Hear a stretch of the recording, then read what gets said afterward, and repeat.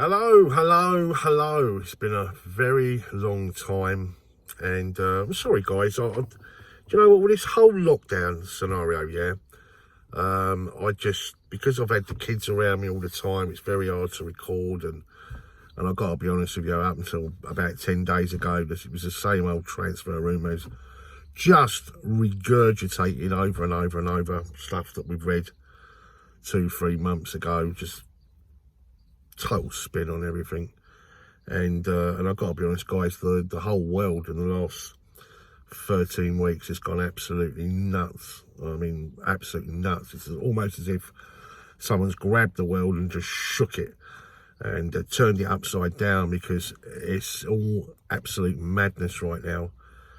It's all thoroughly rather depressing. So I just thought, do you know what? There's nothing to report.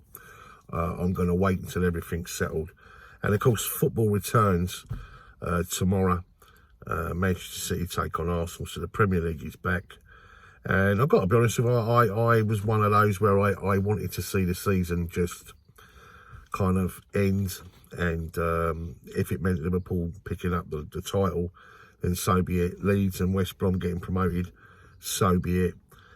But it is what it is. Money talks, and it looks as though we're going to kick it off from tomorrow. We play our first game on Sunday, which is Aston Villa away. Of course, no supporters inside these stadiums, so it's all a bit. You're going to have a Merseyside derby this weekend where there's going to be no supporters there. It's all a bit sad, really. I've got to be honest, but it's going to play itself out, and everything's up for grabs. We've still got to get that top 4 position. We know Man City, or top 5, because Man City have faced that. They've got a ban from European football because of their misdemeanours with regards to their accounting. So it returns. So apologies, guys, for not being on, but it's back. So I'm going to be starting to put lots of content up regular, like it was before. And I've got myself a new laptop, so I'm going to be starting the streaming back, because I couldn't do the streaming without a new laptop. My laptop broke, and I couldn't do it with my iPad. So it is what it is. But what a incredible time we're living in right now, guys. And the only thing I'll say before I get on to football is, we are spiritual beings, and our brains are electrically wired for frequency information, and it's how we interpret things, and we need to put things into perspective, because black, white, left, right, it's all absolute shite. What's important is infinite love. It's the highest place you can go, the highest place you can be. And if you've got that, everything is, just irrelevant, completely irrelevant. And that's where we need to be right now, guys, because things are getting a little bit out of hand. And it's rather sad and depressing, I've got to tell you. And I just hope that, spiritually, people tap into the right things, what we are all about as human beings. But there you go. But look, football's back, guys. So as I say, apologies for not putting anything up over the weeks, and a massive respect for everyone that's joined Chelsea SW6. Now, I have been invited on, because I can do that with an iPad, onto Claude's channel. I've been on a couple of his Premier League reviews. In fact, I was actually on it last night. I'm a Chelsea's representative on that. So if you haven't watched that, check out his channel, guys.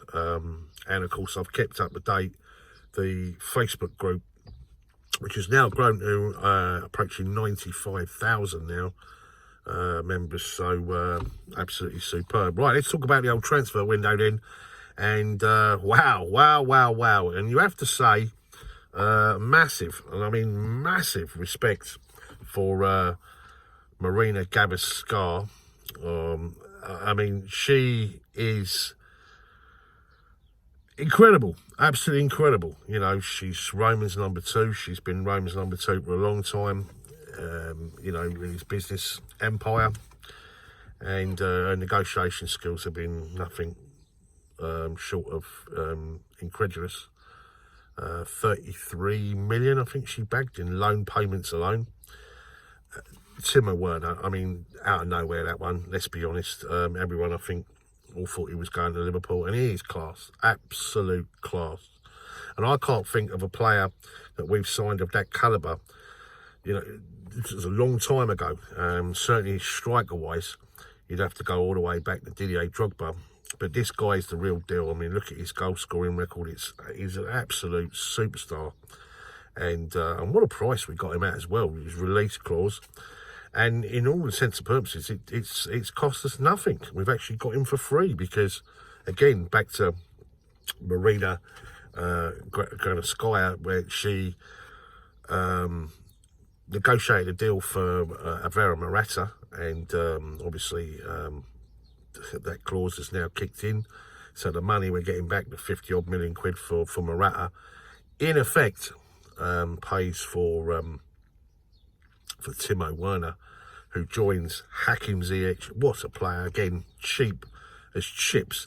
I mean, he's a 50-60 million pound player, you know, on his own. And then look at all the players we're linked with.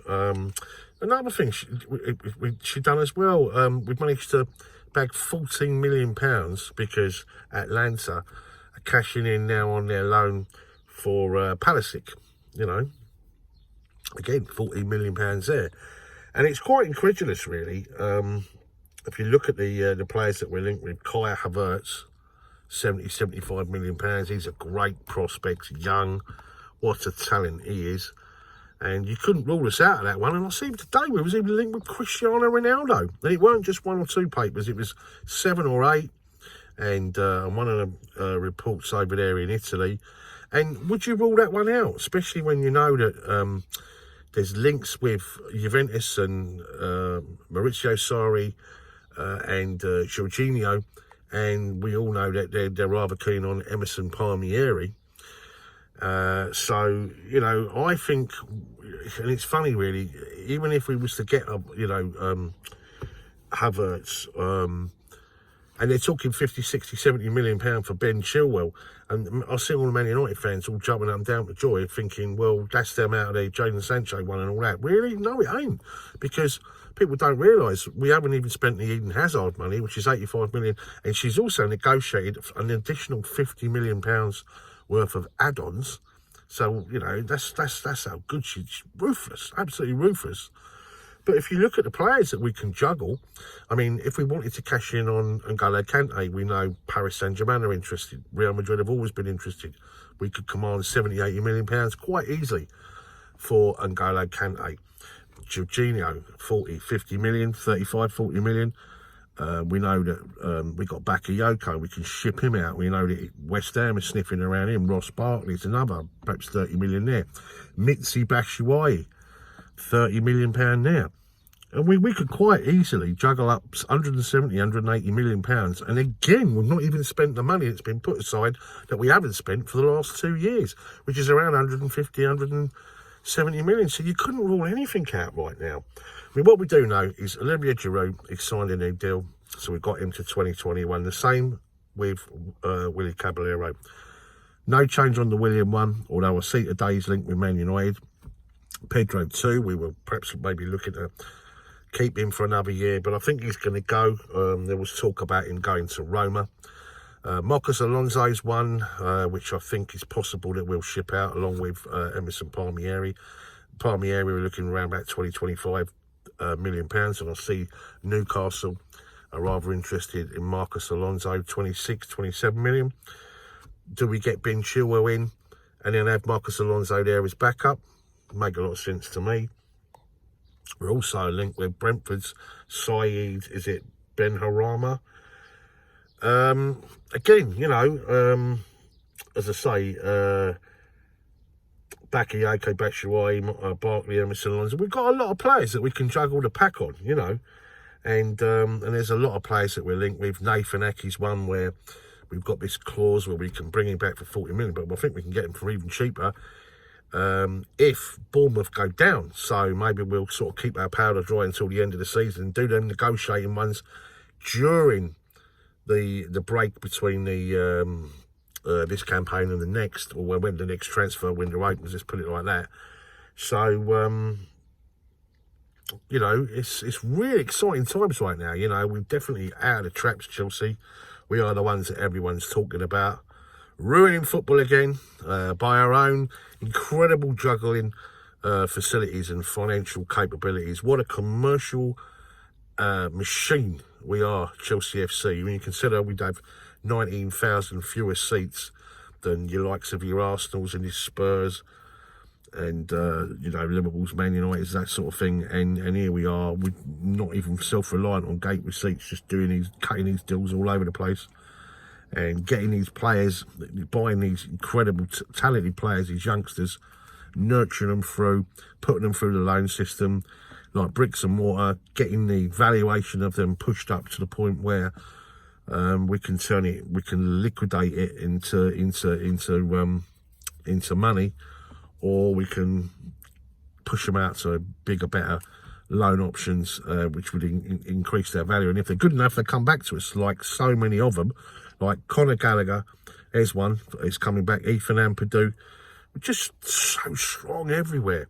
And I noticed in our pre-season, we had a friendly against Queen's Park Rangers, and we smashed them for 7. And I noticed young Billy Gilmour got grabbed 2, and also Ruben Loftus-Cheek, and of course he's back, and it's fantastic. I mean, we are spoilt for choice. We really, really are spoilt for choice. So we've got 2 great goalkeepers, and I think Kepa will come good. He's only a youngster, you know what I mean? He'll come good. If we can get Ben Chilwell in the left-hand side, that's just superb. And of course, we've got Azpilicueta, Reece James, great options there. If Nathan Ake comes back, we've got Ethan Ampadu that can slot across. I see that Kurt Zuma was linked with Spurs. See, that's another plan. Do we cash in on that? Do we cash in on Andreas Christensen? I see he's busted his finger in training.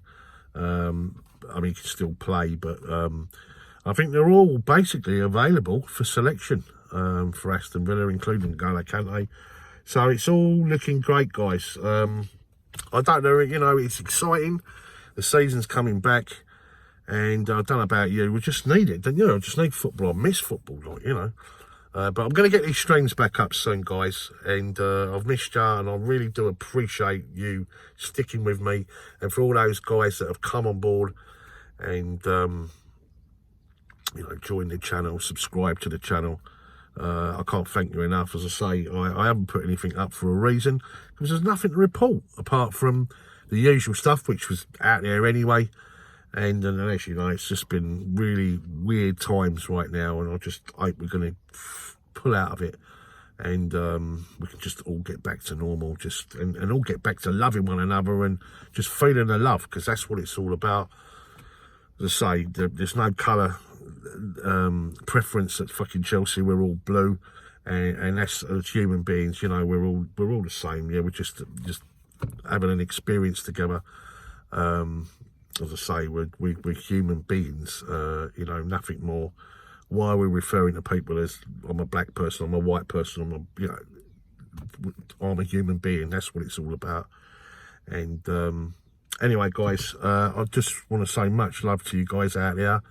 I'll speak to you soon. I'm going to get these streams up and running. Football is back. And as I say, thank you very much for persevering with me. Up the Chelsea, keep the blue flag flying high. Much love. Speak to you soon.